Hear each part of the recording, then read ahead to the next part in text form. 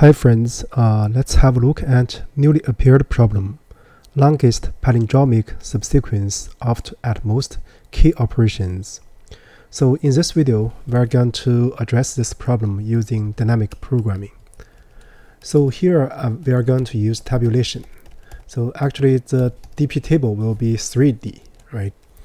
So here the problem statement actually is very short. So we are given a string s and an integer k.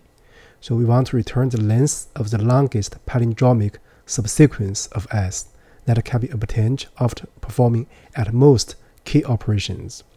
So here there are 2 points to be emphasized. First, we are treating 2 points. So here we are treating subsequence, right? Not string. This is the one thing. So at most key operations. It means that there are k plus 1 possibilities, right? K plus 1 possibilities. In other words, you can do 0 operations, you can do up to k operations. In total, there will be k plus 1 possibilities. So basically, this problem is very easy to digest if you look at this hint. So roughly, we are going to follow this hint. But also we want to point out to you here as the length is bounded above by 200, which is not very large. And however, if you consider the 3D table, that will be the length of s by the length of s, then by the k plus 1. That can be also very large, right? That's one point to be noticed. So without further ado, let me first write some hyperfunction. So here I'm going to, from string, to get the ASCII lowercase letters, so that we want to compute the distance, cyclic distance of 2 letters in the alphabet. So here I can first do this. So character, I can map it to a index. So for I character in enumerate, ASCII lowercase. So this way we can define a distance. So I can call it so dist given 2 character, right? Given 2 character AB. So basically we want so the distance, the temp, let's see, will be the absolute value of dA minus dB, right? Then what we want to return will be the minimum of temp and 26 minus temp. So this is nothing to comment, right? Because this is rather straightforward. You can print out this, for example, what's the dist of A and C? We should get 2, right? Let's print out that. Solution. Let me change this one to be B. So this is 2, and also if you look at A and Z, you should get 1. So you get 1, that's right. So with this preparation, now we are going to do the DP. So for this problem, actually the DP procedure would be rather straightforward. So here I'm going to initialize this DP table. So 0, so this, because 0 is the immutable one, so we can multiply this one by k plus 1. So this is a inner one. Then let's say use a dummy index in range. So this will be the index in range m, and then we're going to again for the dummy index in range n. So the shape of this DP will be n by n by k plus 1. So the interpretation will be the following: DP I, j, and k. That will be the length, the longest length of possible palindromic subsequence.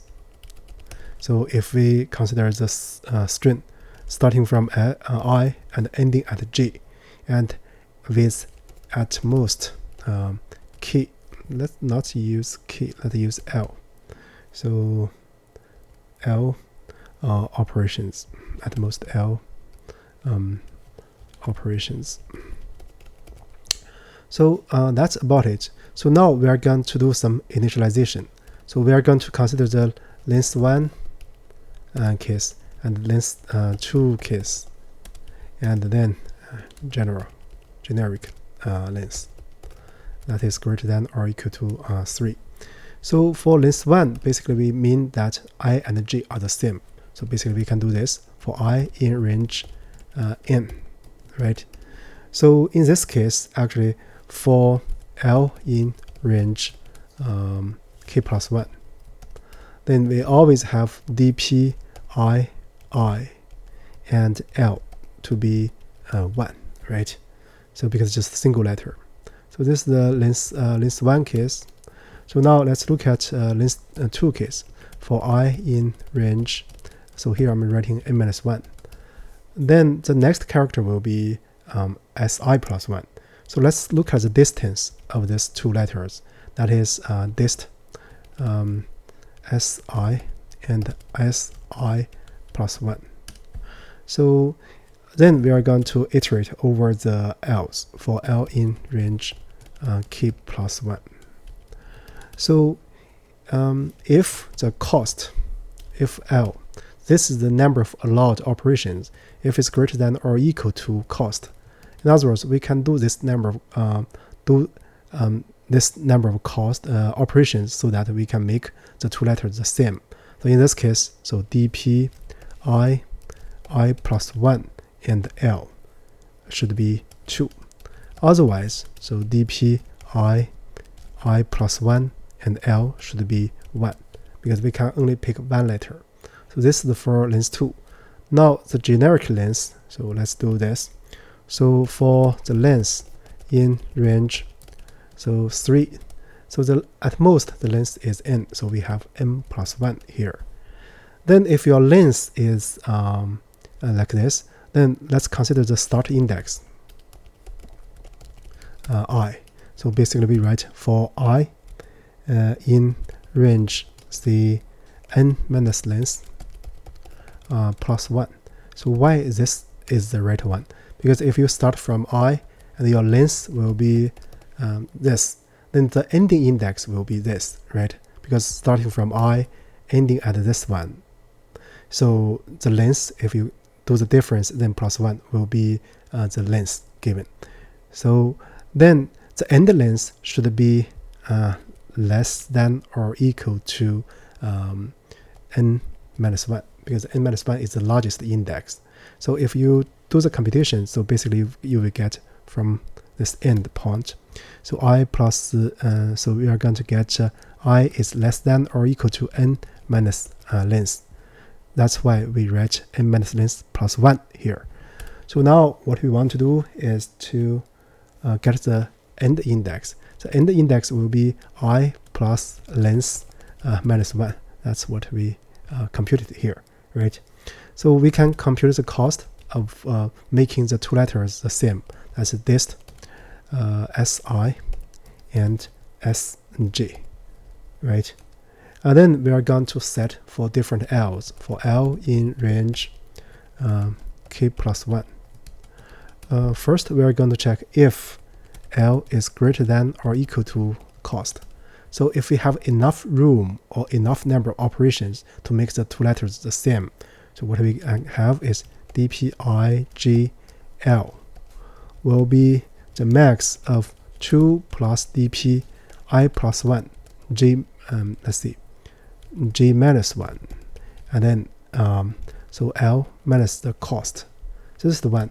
Or another possibility, that is I plus 1 and j minus 1 and L.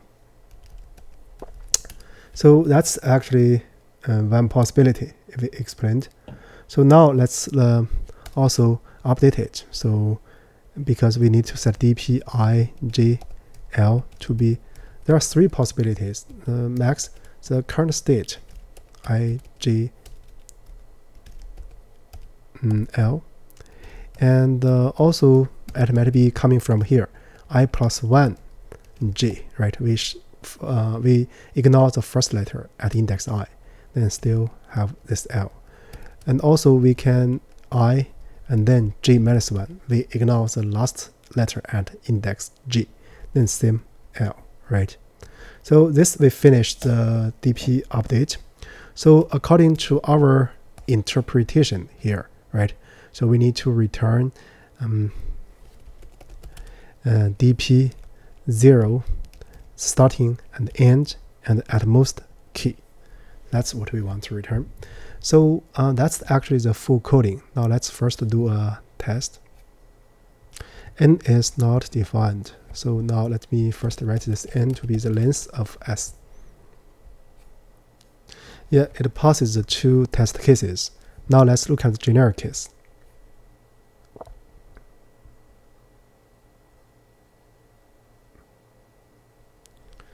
Yeah, it passes all the generic cases. So here actually, after we finish the coding, there are 2 comments. First, we need to pay attention to the initialization. So we from inner to the outer set, right? So first, if the shape is n by k plus 1, you first initialize this one, that is k plus 1, and then you prepare this one, that is for this for loop, and then you prepare for this one. This is the outer for loop. So this is the one thing. The second comment is this. So when we write this function here, so I used this ASCII lowercase, but if you do you want to avoid using that, so you can do this dist ab. So you can do temp equals the absolute value of their ordinal number difference. So ordinal b, right? Then you do the same. Let me change this one to be v1. So now we are calling this function. Let's see if it works. Yeah, same thing, right? You submit.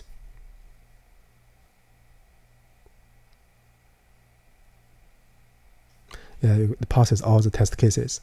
So with that said, I guess that's it for the current video. So if you found this video useful, you're welcome to surf on our channel and look at different playlists, especially the dynamic programming list. Thank you for watching.